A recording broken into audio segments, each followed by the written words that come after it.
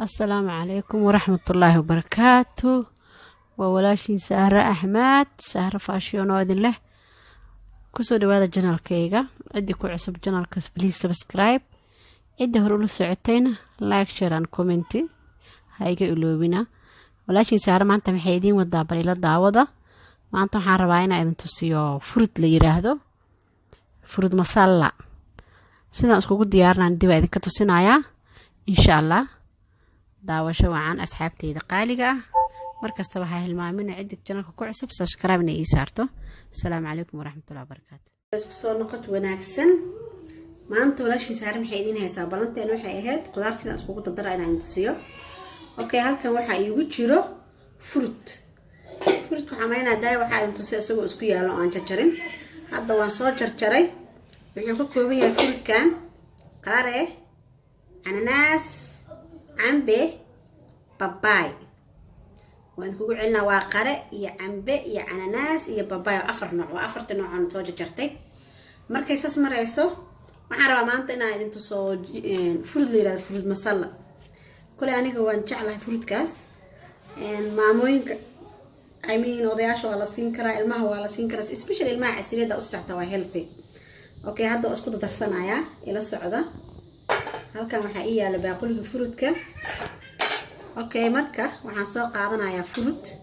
waxaan rabaa inaan tusiyo sida isku daraayo. Bismillaahir Rahmaanir Rahiim. fruitkiyan soo qaadanaa.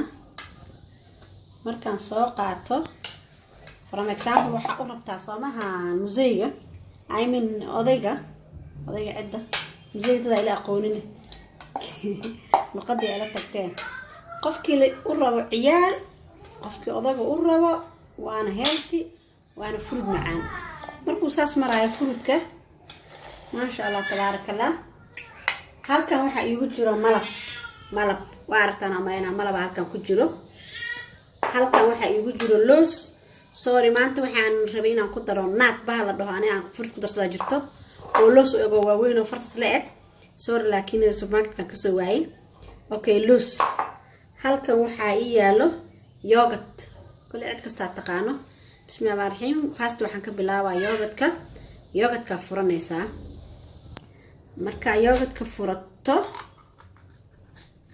marka fruitki waa kan soo maaha. okay, waxaan ka bilaabaa yogurtka. waxa sameynaa yogurtka inta rabto ma ahan qasab inaa wax u cabirto inta rabto. ana hadda waxaan sameynaa waa kaasa xoogaan ku daadsaday marka yogurt wuxuu u kordhiyaa fruitka macaan iyo dhanaan yar. xoogaa ayaan ku daadsaday ila socdaya. waxaan ka bilaabay yogurt. waxaan ku xijinayaa malab cid kasta taqaana maleena marabta sheegid qaada malab waa kaas qaada malab aan ku shubay. hadda waxaan ku shubay waa yogurt iyo qaada malab intaas markaa ku shubtid ma sha Allah tabarakallah macaankiisa waa la yaabaa faraha la goosanaa. halkan waxa iigu jiro loos. looska waa midka chocolatekan ku kariyo aniga soo warnaadan soo waaye. looska waa kaas waa ku daadsanaysaa. markaa ku daadsato waxaa marka rabaa inaan hadda ku daro dadka laakiin isku mid ma ahan liina. halkan iigu jirto liin dhanaan.